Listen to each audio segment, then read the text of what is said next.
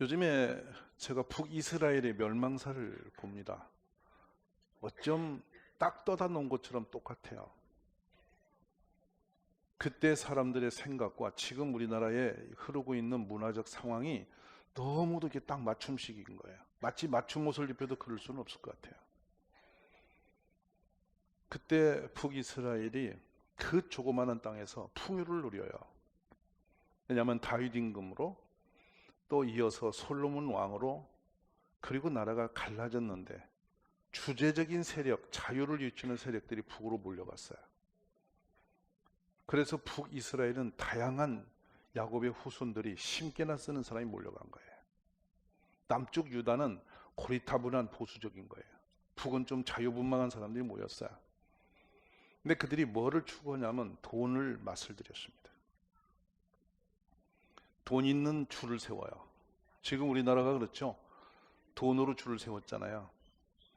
근데 그러면서 어떤 일이 생기냐면 그들 내부적으로 딱 들어가면은 이제 국민 분열이 오기 시작하는 겁니다. 가진 자와 갖지 못한 자. 그러다가 많은 걸 갖고 있으니까 여름에는 좀 선선한 곳으로 가서 살고 겨울엔 따뜻한 곳에 살고 우리나라 인천공항이 지금 그러고 있죠. 요새 좀 한국이 따뜻해서 다행히 가신 분이 좀 억울하실 것 같은데 추워지면 좀 따뜻한 나라 갔다가 더워지면 시원한 나라로 돌아다니면서 사는 사람들. 이게 보편화된 사회문화된 거예요. 그러고서 가진 자와 갖지 못한 자의 사회적 갈등이 시작이 되었어요. 그리고 어떤 폭력자든지 성공하면 의가 되는 겁니다. 그래서 임금이 일주일 만에 죽어요. 그리고 또 누가 뺏어요. 그러면 6개월짜리가 생기고 3개월짜리 생기고 10년에 10명의 왕을 바꿔요. 쳐 죽이면 힘이 세면 대장 되는 나라가 됐어요. 그러다 보니까 상대를 누군가는 죽이기 위해서 계속 공작 정치가 시작이 돼요. 그럼에 들고 나온 것이 남과 북이에요. 북쪽의 아수르를 따를 것이냐 남쪽의 애굽을 따를 것이냐 국론이 분열이 됩니다. 그리고 패거리가 생깁니다. 그걸 들고 아수르파니까 죽이자 애굽파니까 죽이자 이래서 서로가 그 작은 땅에서 싸움질이 계속돼요. 그 전쟁을 멈출 자가 없었어요. 그러면서 사람들은 이제 마음들이 삭막해지기 시작합니다. 근데 그 일이 이렇게 현상으로 사회 문화 현상으로 드러났는데 뒷내면으로 딱 들어가면 뭐가 있느냐? 하나님이 서서히 멀어지고 있었어요. 뿌리는 그거였어요. 그래서 호세아 선지자를 그때 보내시는 것, 하나님께 돌아오라고. 너의 마음을 하나님을 향해서 다시 회복시키라고. 그들이 물질을 추구하면서 풍요를 누리면서 그 즐거움의 소산을 갖고 어딜 가냐면 우상 앞에 가는 거예요. 내년에도 복을 달라고.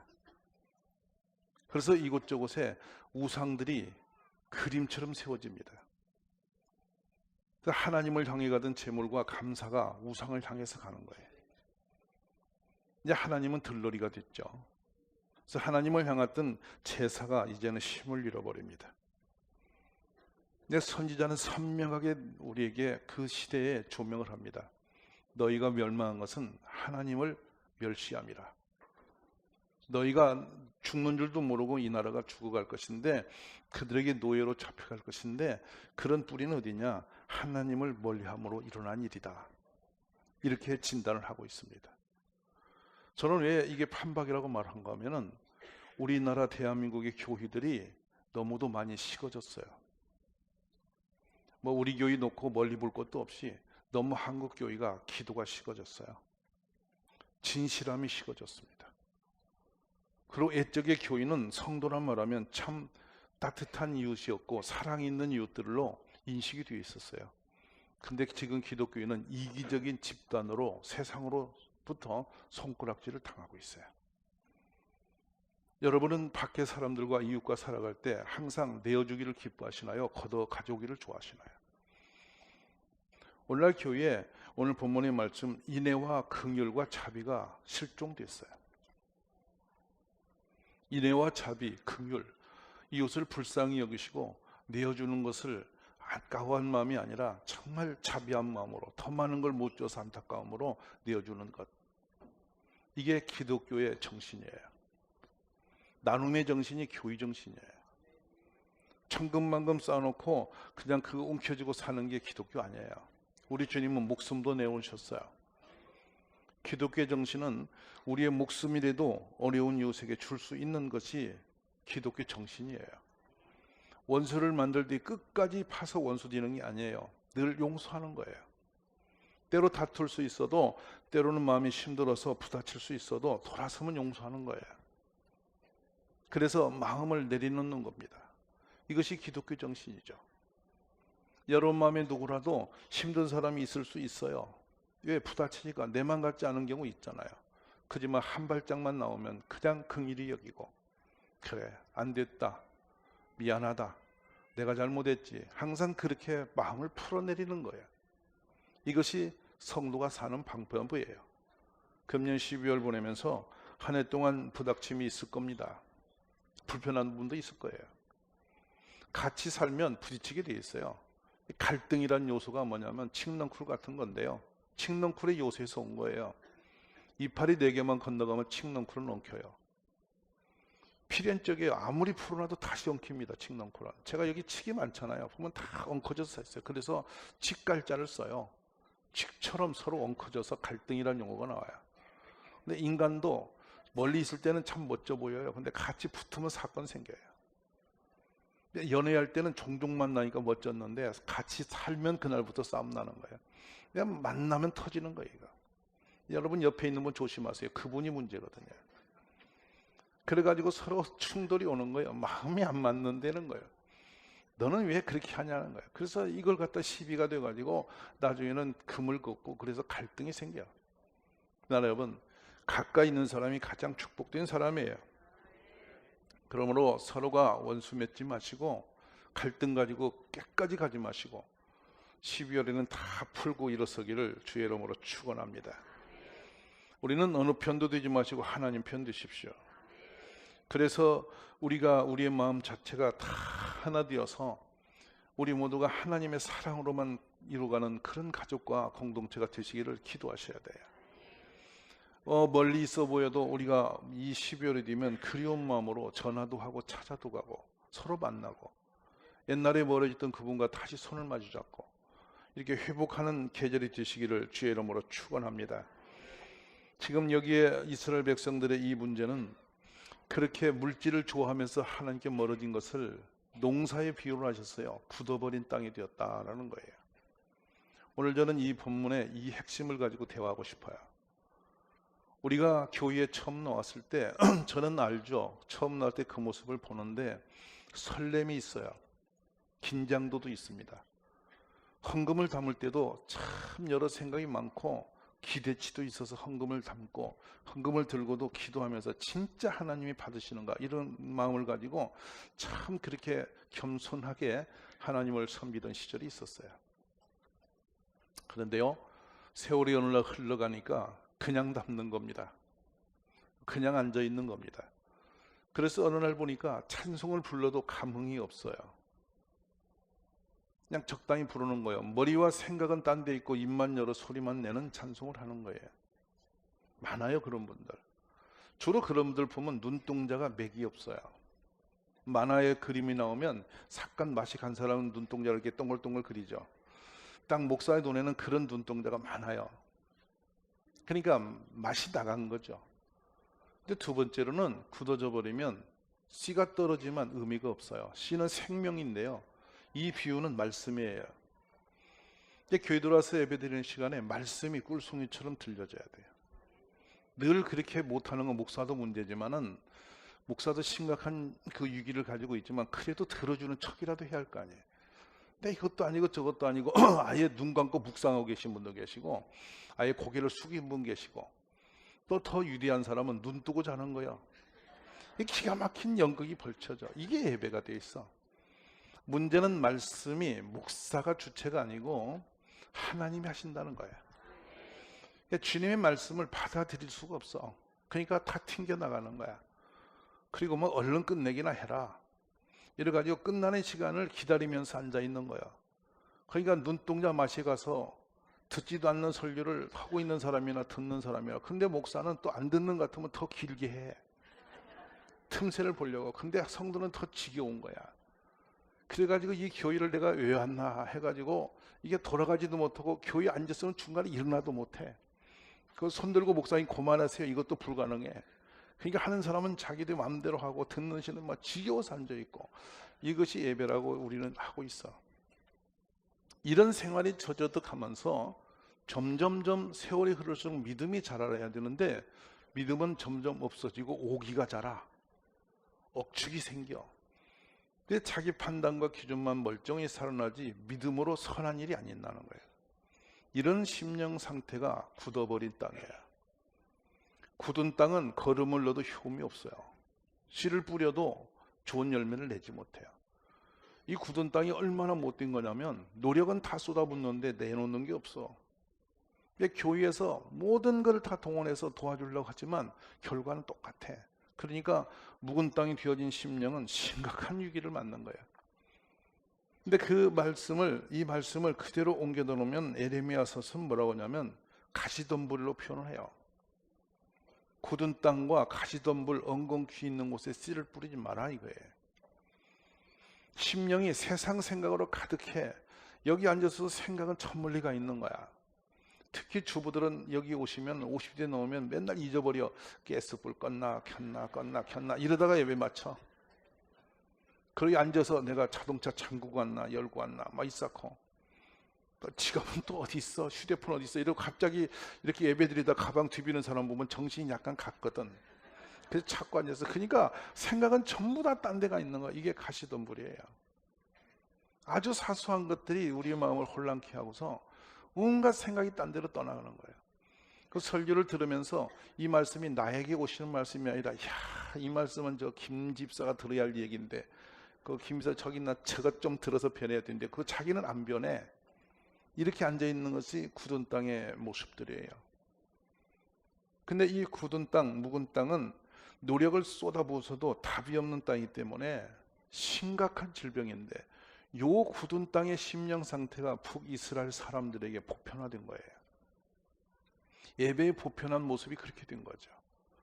이전에는 이 이스라엘 백성들이 어떻게 하나님을 향했느냐면, 돌아보십시오. 내귀 때 말씀으로 번제 준비합니다. 그러면 양이 새끼를 낳으면 초태생들을 구별해 놓습니다. 그리고 그 중에서 제일 좋은 것이 어떤 것인가, 이거를 아침마다 살핍니다. 그래서 좀 더 좋은 걸 먹이고 좀 더 관리를 더 하고, 이 양을 이렇게 어루만지면서 쓰다듬어 주고 이름을 불러주고 가까이 데리고 다니면서 키웁니다. 이거는 뭐냐면 하나님의 것이라는 거예요.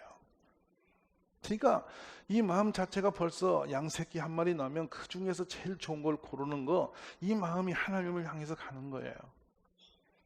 근데 목동의 마음이 다른 게 가지 않고 그 중에 제일 특징적으로 좋은 양떼에게 마음이, 그 중에 제일 좋은 재물을 향해서 마음이 그냥 꽂혀서 늘 그 양을 볼 때마다 하나님의 생각이 나고 기도가 되어지는 거예요. 그 마음이 너무도 아름다운 거예요. 하나님 보시기에 너무도 소중한 거야.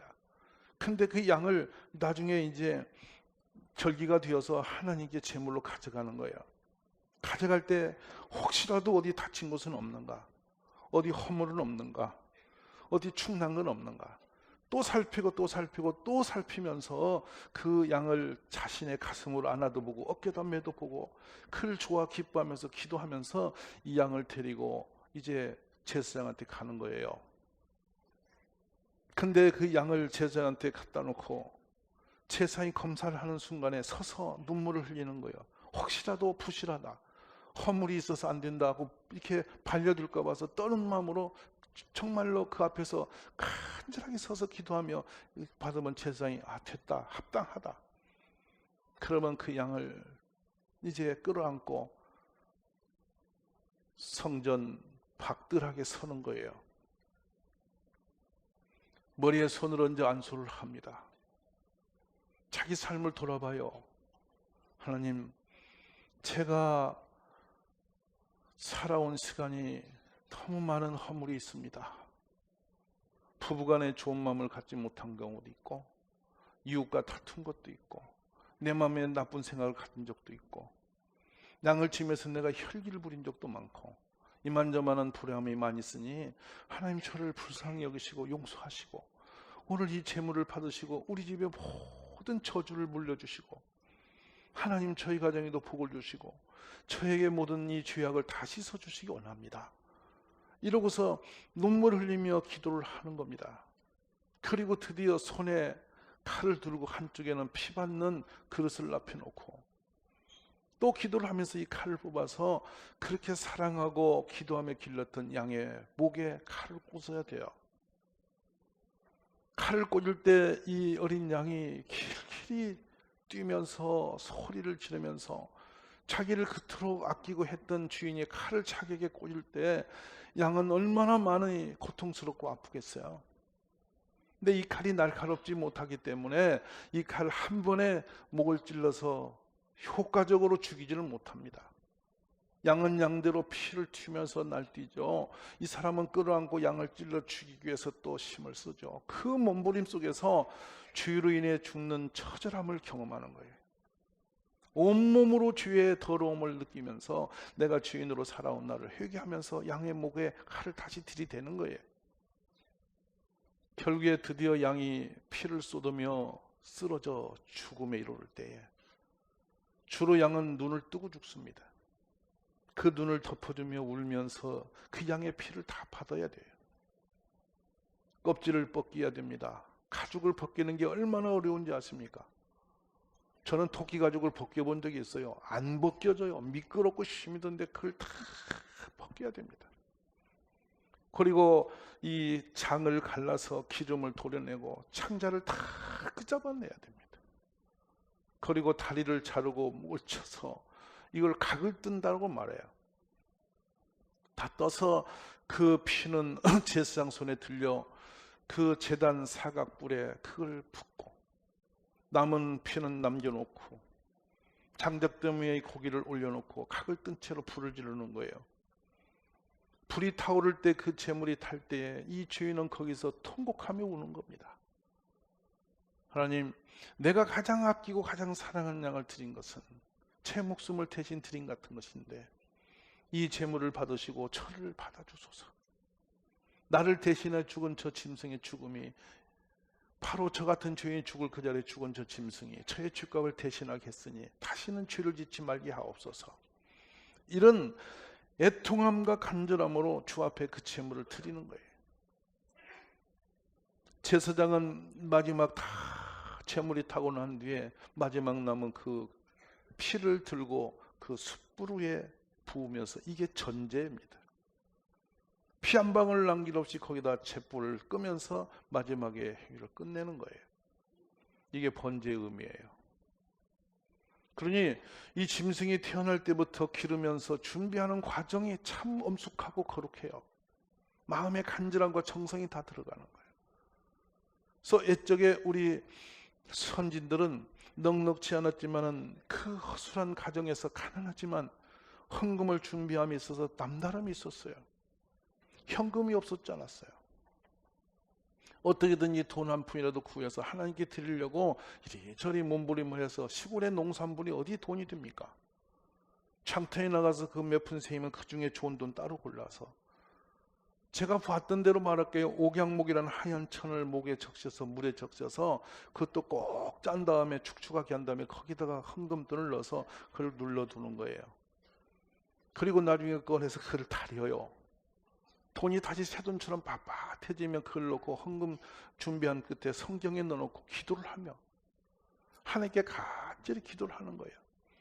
그걸 주일을 기다렸다가 품고 주님 앞에 갈 때 그 발걸음이 얼마나 감동이 있는지 몰라요. 하나님께 오늘 제물을 드리러 간다. 헌금 시간이 오는 거 기다리는 거야. 이거 드리고 싶은 마음이 그렇게 기대가 되는 거예요. 내가 헌금을 두 손으로 드리면서 하나님 아버지 감사합니다. 오늘 제 같은 모질한 것이 드릴 손이 있어서 감사합니다. 없어서 못 드리는 사람도 많은데 내가 드릴 것이 있으니 감사합니다. 이래서 그 제물을 드리고 그렇게 감동을 받는 거예요. 목사님이 글에 탄에서 헌금 기도를 하시면 왜 그렇게 눈물이 나는지 몰라요. 왜 이렇게 감사한지 몰라요. 이렇게 드려진 예물과 그 예배를 주님은 받으신 거예요. 근데 이사야서 들어가면 여호와께서 말씀하세요. 너의 무수한 재물이 내게 무엇이 유익하뇨? 나는 순양의 번제와 살찐 짐승의 기름에 배불렀고 나는 숫송아지나 어린 양이나 순염새 피를 기뻐하지 아니하노라. 살찐 짐승을 갖다 던지고 가는 거예요. 풍요로우니까 넉넉한 헌금을 갖다 던져버리는 거예요. 마음이 없어. 생각이 없어. 형식 행위만 남아. 그러니까 예배를 드리는데 형식은 남아. 전국 교회마다 예배 전에 찬송을 불러. 감동이 없어. 시간 때리면 또 찬송 몇 장 하면 소리를 내고 불러. 아무런 생각 없이 그냥 불러도 돼. 설교를 들었지만 이 말씀이 생명으로 내가 붙들고 저렇게 살아내야겠다 이런 결단은 없어. 그냥 듣고 말아. 듣고 싶은 건 듣고 아니면 지워버려. 그리고 앉아서 까막하면서 예배 시간을 때워. 나갈 때는 그냥 또 다음 일이 바빠서 정신없이 달려가. 이것이 마당만 밟고 가는 사람들의 모습이에요. 북이스라엘이 그렇게 되어서 나중에는 애굽에게 한번 얻어 터져서 잡혀갔어요. 그 높비라는 곳이 있는데 카이로에서 지금도 한 18km 떨어진 곳에 무덤터가 있어요. 거기다 싸그리 갖다 매장해 버립니다. 그들이 그렇게 존경했고 의지했던 그 나라가 그들을 끌어서 코에다 구멍을 뚫고 잡아다가 싸그리 노동시키다 심으면 다 묻어 죽였어요. 때로. 몇 해 전에 노베 갔었어요. 가서 보고 그 이스라엘 백성들의 포로들의 무덤터 끔찍합니다. 그들이 그렇게 사모하고 거기만 기대면 살 것 같은 아수르가 그들을 쳐부셔서 짐승떼처럼 잡아갔습니다. 그리고 아수르 사람들이 그쪽에 있는 젊은 여자들과 강제로 관계를 해서 아이들을 낳는데 혈통이 다른 피가 다른 아이들을 온 나라가 낳아서 사마리아는 저주받은 땅이 되어졌어요. 우리 하나님은 그래요. 사람을 의지하지 마라. 사람은 너희를 살릴 힘이 없다. 곳곳에 바람, 하나님만 주장하신다. 하나님을 의지하라. 그리하면 그는 시냇가의 나무와 같은 사람이 되는 거다. 우리가 예레미야 17장의 이 말씀들을 가슴 깊이 새겨주시기 바랍니다. 나라가 무너지고 강하고 잘 살고 못 살고 인간의 결정권이 없습니다.